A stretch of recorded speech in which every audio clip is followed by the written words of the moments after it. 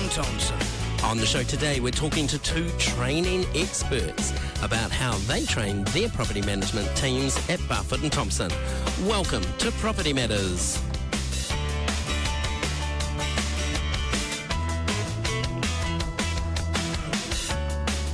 Welcome along to another Monday afternoon. Hope you had a fabulous Mother's Day yesterday. If you're a mum, step-mum, surrogate mum, caregiver or person filling that role, I hope someone brought you breakfast in bed with a good cup of tea. Welcome along. Now, we were meant to have Nicole Lewis, the fabulous Property Quadrants author, back in the space today, but she's had to zip away to a family thing, so I'm absolutely delighted to call on two wonderful friends from Barfoot and Thompson. It's Shantanu and Sophia, and they are two of the regional trainers. Welcome along. Thank you, Stephen. Thank you so much for having us. Thank you very much, Stephen. It's great to have you here. And today we're going to kind of talk a little bit about your role, but also for our listeners who I guess are business leaders, etc., to chat about the whole training space, because it's so important that A, you onboard staff right, and B, once you've got them on board, you train them well in order to keep them. But before we do that, let's take us back. Tell us a little bit about your career journey. So, Shantanu, if I start with you, tell us, when did it all start for you? What was your sort of first career out of high school? I did start not from real estate. It was more from hospitality that I was doing. Right. I was working for hotels to start with after I did my hotel management graduation. Working for hotels, long time, long shifts, late night shifts, working banquets and a lot of things. Moved from there to fast food chains like Pizza Hut and worked for a few years there. And that's when I did a short stint of training, that part also. From there, it suddenly happened that I happened to fall into real estate. The shopping center started opening it back then, and suddenly there were no technical people to run those centers. So they looked towards people who are customer service oriented. Right. That's when I got my way into shopping centers and worked a long bit for about 12-13 years for running shopping centers, managing them. That was how I started my real estate. And then I moved myself to property management as in residential. So I've been doing residential for the last 4 or 5 years now. And then into a training role. Training role, yes. So after working for a few years, this role came up for training, and as I said, I had a short stint of doing the training earlier in my career. I felt that I can go back and do that part because it gives you a sense of fulfillment when you can educate people on doing the right way of things. So that is where I got interested and came back into training. Brilliant. Love it. All right, Sophia, take us back. Tell us your career journey. Well, when I was 18, I actually started working for the airline industry, and it's something that I always saw myself doing. I started as a customer service agent, so that's basically doing the international check-ins, which was really exciting, fast-paced, problem-solving, and worked there for about 2.5 years before moving to fly regionally for a year. That was a really hard case. I could tell you a few stories about that. And then moved to flying long haul, where I flew long haul for 7 years before COVID happened. But that's okay. One door closed and another one opened, and property management was always on my agenda. So then you moved into the property management space? Yes, yes. How did you do that? By hassling my boss for a job. I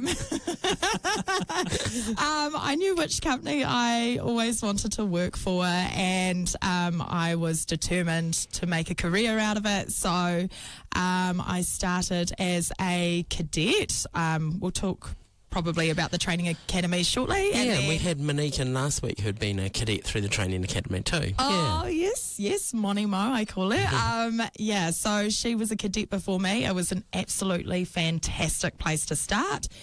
Airlines don't have systems. Property management does. So right. I was lucky enough to start there before moving into a full-time property manager's position in a suburb called Blockhouse Bay, which I was there. Then I went and worked for a business for a bit, but realised it wasn't my forte and came back into training. Yeah. Brilliant. Favourite airline memory? You mentioned that, you've got stories. Yeah. Is there one that always stands out Yes. that you can tell without getting in trouble? Yes, racing the pilots from one end of the cabin to the other without touching the ground. Hopefully an empty flight. Yes. Yeah. Back in my day, I actually spent a bit of time on an airline. And one time we had to take a plane from Gold Coast to Sydney, and it was empty. We had to quickly move it because there'd been a bird strike, and it was cheaper to leave passengers in Gold Coast than Sydney, so we had to quickly race there. And everyone took the carts, the carts that you go down, they took the lids off and went down one end, and then as the plane took off, went flying down on like a roller coaster ride. With full permission, might I add, from the pilots. I'm not going to name the airline because I don't want people to get in trouble, but oh my goodness, it was good fun. And everyone just piled up at the end. I mean, how often would you travel with an empty plane? Oh, never. Yeah. This was a long time ago, to be fair. Oh, how great. That's fun. Yeah. Brilliant. And now you both mentioned hospitality in the airline, jobs that had a huge customer service focus. Is property management something that's similar, where there is a real need for customer service? Absolutely. Customer service is property managers' forte. You're dealing with so many different personalities, and you're actually building the relationship with, managing people's assets and their finances, and also walking into people's most vulnerable place, i.e. tenants' homes. So you need to be able to be or have some sort of customer service experience in a genuine nature to help people. Yeah, for sure. What is it about real estate that made you choose it? Well, as I said, it happened to me. Just happens? It happened, but when it happened, I really loved it and never left it from then. So what makes you love it? I think it gives me, it is for the people, I think, who do not love actually the monotony of the day. It brings so much challenges to you, so many things you can do, so much activeness through the day that you are involved. You never even realize how does 5 p.m. come to your clock. So it made me feel that every single day is a different day to me. And I do not feel like sticking to a chair and doing the same stuff years and years. So I started feeling that this is something that I really enjoy. And now it's 18 years that I've been enjoying it. Brilliant. Now, you've both got the title regional trainer, but you both have a slightly different sort of angle from it. So, Sophia, what's your end of the training? My end of the training is onboarding new staff that are employed with the company that I work for, and basically it's getting in touch with the branch manager and head of property management to let them know that they've got support with me coming into the branch and setting the new person up with our systems and enrolling them in our in-house training. And basically I'll pop in and pop out of the branch within the first 6 weeks of their employment, just making sure that they're settling in well, answering any questions, observing whether or not they're using our systems properly, and implementing our company best practice. Yeah. And then do you hand it over to this gentleman? That's right, Shantanu. So what do you do, Shantanu? What's your training sort of involvement with everybody? My role is mostly around the people bringing up the training levels of the branches. We have about 65 branches, and my role is primarily to maintain the training levels of the team working in those branches.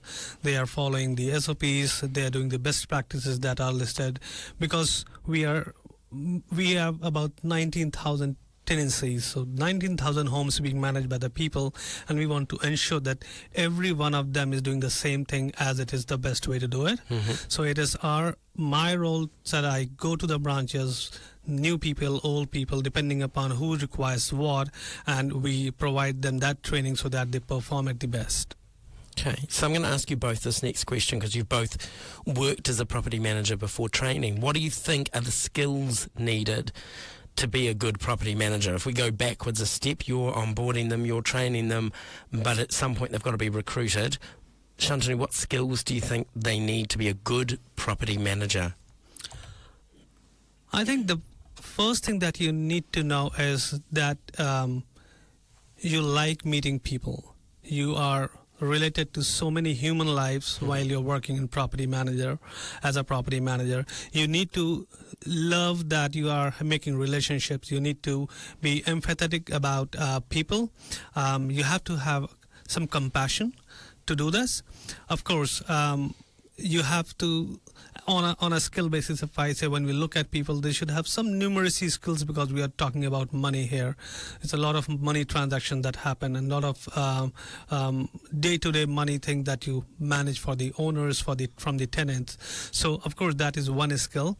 But, of course, you need to know that you like meeting people and you want to balance their lives. Okay, so if anything you'd add to that skill list? Yeah, Shantanu, you covered quite a lot, but I reckon a genuine interest for the real estate industry, in particular the property management industry. I also think exceptional customer service skills, attention to detail, definitely time management, and as Shantanu said, numeracy skills and literature. Yes. Okay. Yeah.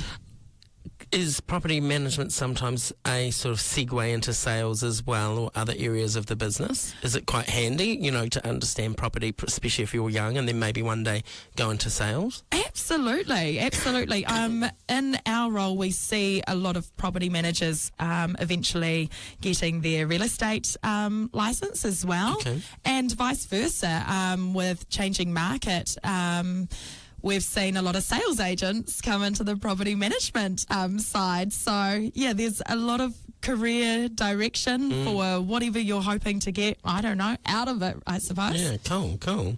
All right, talk to me about your style of training. Is it one size fits all and very prescribed, or are you adapting to everyone's needs, or is it a bit of a mixture of both? I really like to get on a personal level when I first meet someone and see what their background and their history, so that you can really tailor the training to them. I think it's really important from a training perspective to really observe whether or not this person is actually understanding, and you can do that by asking questions and asking them to repeat it. And everybody has a different learning style, so it's just figuring that out and really just asking questions, I think, to see whether or not they're forward thinking or whether or not they're understanding it. My morning thoughts in the shower is sometimes how can I help this person understand from what I've already taught them? Yeah. Okay, so you can adapt. Talk to me a little bit more, Shantanu, about the other types, like is there some classroom-based training as well? Yeah, so we do have one-on-one way of doing a training, or we sometimes have a group trainings in the branches we do. We have certain training modules that we have created looking at the need, which is like we have a boot camp, so in which we have new people, whichever starts, and we bring them all together in one class for 3 half sessions, and we take them through the journey of the property management. Now these people are sometimes very, very new to the industry, and some people have a little seasoning already, but we take them along the whole journey of property management and give them a full demo of what is property management. The same way we do our boot camps for certain other sessions also, like how to bring more business to the branch, how to get customer service. So we do those ones. We also have customer service that comes in. So that comes up, and then from there we derive what is required for a particular branch. What are the people saying? How are we performing? What are the customers say? And we tailor those trainings for those people. So we have different angles to approach the teams, and it is not one fit. It is tailored sometime, yes. You say boot camp, and I've got this vision of, the army major, and they're all jumping through the tyres and things. I guess real estate boot camp or property management, is it like, they're having to bang on doors and see if the person opens and then go in with their camera and take photos? Oh, and God. Wouldn't that be cool? Wouldn't that be cool? No, not so dramatic? No? Okay, fair enough. Now, the government recently made the move not to head down a regulated path, but am I correct that at your company you you run a training program called Elevate, which is real estate accredited. That's right. So talk to me a little bit about Elevate and what does it cover? This is actually one of our company's point of differences. We enrol, and it's actually part of my role to enrol all new staff into our training program that's accredited called Elevate. It consists of classroom training sessions and also 11 online modules. So it's a mixture of the two. What do the modules cover, Shantanu? What sort of topics? So what we call Elevate is a course which is accredited by RINES, and it is a trimmed down model of the same course that we run outside in the university, which give level 4 certificate of property manager. So we have done it in-house and trimmed it down. It covers all the modules that are covered mostly, which runs like customer service, renting process, inspections, how do you do maintenance, what is healthy home, disputes, what happens around when the property gets sold, rent increases, issuing proper notices, and a lot of legals and compliances. So we run these modules and train every member of our team to know these, and before we start making them go into the houses. And this is a certified course, so they come out with a certificate at the end of being a property manager, so to speak? At the end of this, completing all the modules, they get a RINES accredited certificate of being a property manager. So why do you both feel training like Elevate is so important? Because, you know, the government has said no to regulation. A big part of regulation was going to be that property managers would need to at least do their level 4 certificate in property management. So why do you feel this is so important? I would say New Zealand has nearly about 600,000 rental properties that house around 1.3 million families. The private sector alone provides about 85% of this, which is about 500,000 houses. Training is so important because the property managers are working on behalf of the owners, and they represent themselves as owners, managing the most important assets of the people, which are houses. They have to be aware of the laws and legalities to ensure what they're doing is right.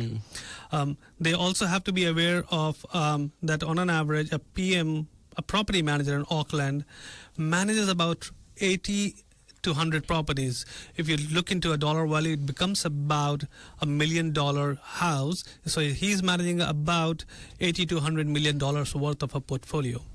So you can imagine the responsibility and the impact of what may happen if the person managing that money is not well versed and trained.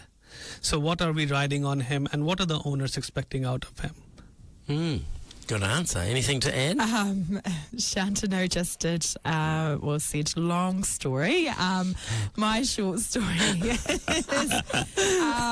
that the industry is just so broad, and, the reputation of a property manager is just inspections, but it's so much more than that. We're talking asset management, finances, legalities, and people's homes. So, yeah, there's a lot more to it than what you think. And with our course, it's just something in particular to our company. Even before I started property management, I was with Barfoot and Thompson. I was looking at doing a diploma, but I mean, it's all in-house. So, yeah, it's fantastic. Can I ask your opinion on regulation and it being scrapped? I feel that it should have gone forward with regulating because, as I just said, there is so much technicalities around being a property manager that there is a risk for the people who are not well trained, and there are a lot of property managers and a lot of companies which are running, but not sure how well they are being trained. Which then I guess is a risk for the tenant ultimately and for the owner if they've got someone not because trained. Because it's a balancing act in between. I'm not sure if they are issuing the right notices or if they're doing justified work. There was other rules that was going to come in for regulation. I mean, training was one part of it, but having money in trust accounts, certain dates, make sure bonds are paid by. You do that as a company by default anyway, don't you? That's right. Absolutely. Yeah. Cool. All right. So knowing how much you train property managers, what's your feeling on private landlords? Should they now be at a stage with everything happening in the world that they should just get a property manager like many other countries in the world? I think so. You know, when you meet a person who manages their own asset, they always have questions about the rental industry. And I think, why not stop guessing and seriously consider a professional? Sorry if it sounds harsh, but it's true. And there's so many different government agencies out there who are willing to crucify us if we do something wrong. And so as a professional, well-equipped company, we have all resources in place. And yeah, I think it would protect the private landlords too, yeah. Anything you want to add? I would say with the property management area having so many changes so often now that it is literally difficult for you to be on top of everything. I would say if as an owner you're aiming to rent the property and the big goal is that you want to climb up the rental ladder, you cannot be doing this work day in and out yourself. You have to give it to the experts who know this stuff, and you can be focused more towards building the wealth and creating the ladder up. Did COVID change the way you train? Like suddenly this thing called Zoom and Skype and Microsoft Teams and Google Chat came into everybody's world. Has that altered how you trained, or did it alter for a period and has settled now? It did work for a while when we were in the captive rooms of our own, and but gradually what we see now is that a lot of people feel good about coming outside and sitting in the room. It just brings back the same old feeling of openness and meeting each other, interacting with each other. It works much better those days. Yeah, I guess training gives a space for that interconnection, that networking, to share ideas, but also sometimes just to hear you're not alone and the problem you're having 10 others had in the room, so it's okay. Absolutely, yeah. I think training via Zoom or Google Meet, yes, it's good if there's distance, but actually grabbing everybody and putting everyone in the same room, it just has a certain type of energy where people bounce off each other and open discussions happen more freely. And yeah, the nerves of being behind a screen and waiting for your cue to ask a question, it's not the same as a training environment. Yeah. I mean, it served its place, but it was very hard sometimes to engage, wasn't it? Yes. It's easy to switch off or be distracted. That's right. Yeah. You mentioned good for those out, further away. So Barfoot and Thompson, you've got property managers as north as Kerikeri, as south as Tauranga. Do you guys just spend your time on the road? Have you got a Barfoot and Thompson helicopter zipping you around? Yeah, I wish. So a fair bit of travel in your role each day, heading out to different places. Yeah, it's really cool because we get to go out to different places and visit different teams, and just having a presence out there. The distance with Tauranga and Kerikeri and all in between, up north and that way, it's sometimes a little bit challenging, but hey, look, we try and make it work as best as what we can. Yeah. Brilliant. Shantanu, how has technology influenced or changed the way you train? Technology, in terms of training, how it's working is like what you said, for our far off branches, we work on Zoom as much as possible we can. But I would say technology has overall changed a lot as a property management, as a segment. We have a lot of software that we use now between our owners, our tenants, because we have various software that helps property managers to manage property portfolios effortlessly, from house viewings to tenant selection, timely inspections to tenant maintenances. Through our world-class software and phone apps that we have now, we have brought in our tenants and owners portals on their phone from where they can communicate to us, and we can respond to it as fast as we can. So that way we are helping ourselves and our both the clients as owners and tenants through the technology effortlessly now. We live in a world where everything's available to us 24/7. Are you finding that more and more people want to be like doing the virtual viewings and seeing things after hours at their own time, or is there still the importance of meeting your property manager and that gut feeling you get when you meet someone at a viewing? As much as we love people to come in and do the physical viewing, there are some times when people are from outstation moving to Auckland and they want to virtually see. But we still prefer asking them if they have their friends or family, somebody who can physically come in and actually see the house. But sometimes we do the virtual viewings, or we create virtual videos and post it on our ads where they can have a better understanding even if they are not happening to come inside the house. Yeah, we've got to adapt, I think. Obviously, with borders open and, hot demand for finding rentals in New Zealand, we also have the responsibility of renting out the property to for the owner as well, in a timely manner. So we need to be able to use all resources we can to find and show the right people. If we don't adapt, we're going to be left behind. So, yeah. Interesting. Okay, so Sophia, tell us, you mentioned at the start part of your journey was in the Training Academy. So if you didn't hear Monique last week, tell us, what is the Training Academy all about? So the Training Academy is based in our support centre, and it's a real-life portfolio where we have, at the moment, a fantastic, reputable trainer who is the head of property management, and she has a sidekick who is in administration full-time. And also some cadets, we call them. Cadets are working on the portfolio and learning at a slower pace and going out, doing routine inspections, using the systems, and actually they get the best training. We've got a schedule set out for our legal advisor to come and talk to them and run training sessions. We've got our system trainer, and at the end of it, there's a massive graduation and they get a placement in a branch. So so quite a gentle way into property management by the sounds right. of it. Yeah. I needed it. Who do you think it's suitable for?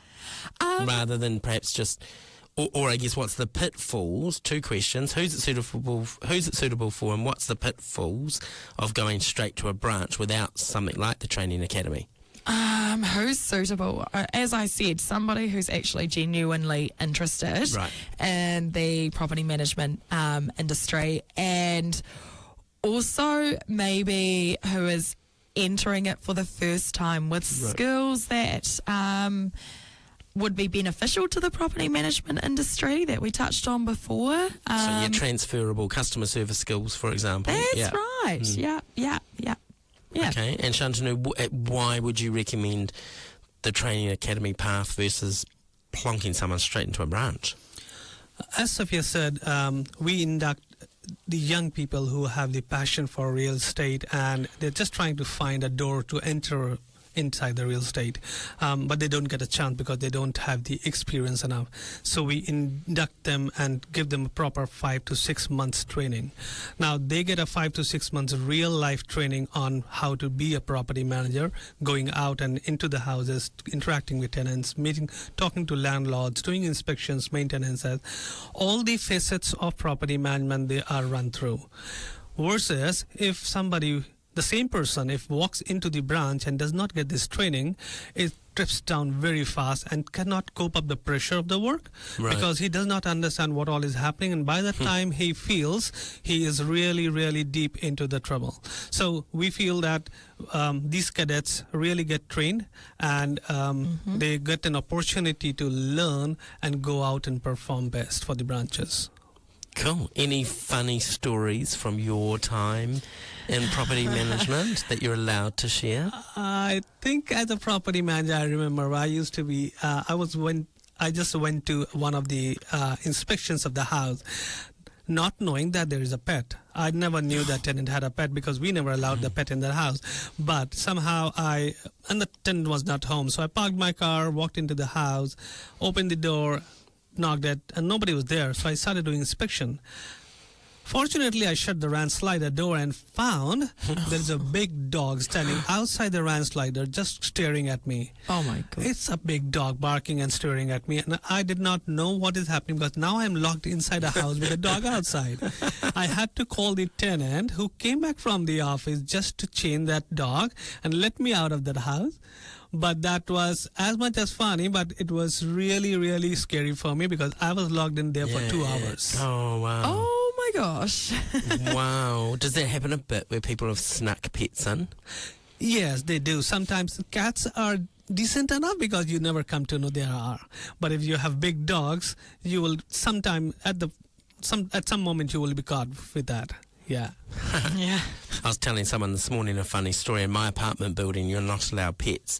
And there's this one person that I know on the floor who regularly has a little tiny dog, like a chihuahua, and puts it inside his zip-up jacket as he comes down the lift. Now, usually it's pretty quick down the lift, but we are 22 floors up. But I've noticed his chest move a few times, and I've worked out what's going on. Well, now we've got 2 lifts broken, so there's only 1 lift working, so it stops at nearly every single floor. By the time it gets to ground, this dog is like a scene from the Alien movie because he's moving around so much. It's like this guy's chest is alive and the faces, but it never makes a sound. It's like so well trained. I'd say they've done it all, but that's hiding it, absolutely hiding it. Yeah, that's a hoot. That was a good story. Sophia, have you got a goodie? There must be a theme with dogs. I remember going out to a routine inspection when I was part of the training academy with our head of property manager and also Monique, who was on the show last week. And they had 2 dogs. Now, our trainer isn't really a dog fan, and Monique and I were actually quite looking forward to seeing these cute little white fluffy Japanese Spitz dogs. And as soon as we walked in, guess who the dogs just No. It's always for the person who doesn't like them. Yeah. Yeah. I know, and I remember getting in the car just laughing about it. Trust the dogs to run for the person who doesn't like dogs. But yes, there's been quite a few funny yet awkward situations in the property management career. Which I guess is the fact that you've done the journey makes you a better trainer too. Because you're standing up then with credibility, you're able to talk to the work. You've been there, you've done that, but you've also got the funny stories. So, like, that's important. To laugh at what sounds like can be a stressful job at times. That's right, yeah. Don't be a property manager if you hate pets, perhaps. Advice for future property managers. If someone's listening to this, they've just started out in a career or they're thinking of heading into a career in property management, what advice would you give them? Go with the motion of the ocean. It is going to be so overwhelming to begin with. It's challenging. Communication is key, and honesty is the best policy. So just be prepared that there is some after hours time to go into the work if you're going to do it properly, but there's so much support around us as property managers, but it's just take your time. It's okay, and we don't get everything overnight. There's so much to learn. What was it? Go with the flow of the ocean. Go with the motion of the ocean. Of the ocean. Okay. Shantanu, what's your motion of the ocean looking like? What advice do you have for future property managers? No, I truly say yes, it is. You, if you're passionate about real estate, you will make it up. You will find a way to come out of it.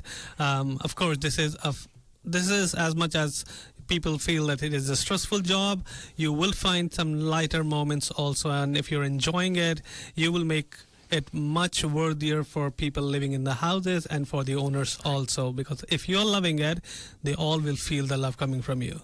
Now, you just mentioned that S word, stressful. It is stressful from what I understand.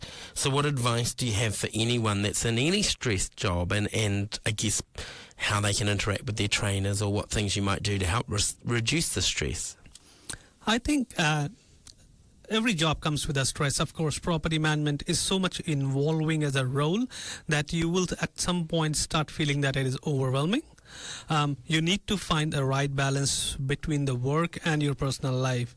If you do not shut off on time, you will start feeling over the months, suddenly you are getting somewhere drowning down. And this sadly starts reflecting the way you interact with your tenants and owners, who can actually sense that this person is not the same person anymore. So you have to find the balance and stop doing it the moment you feel it needs to be stopped at 5 o'clock.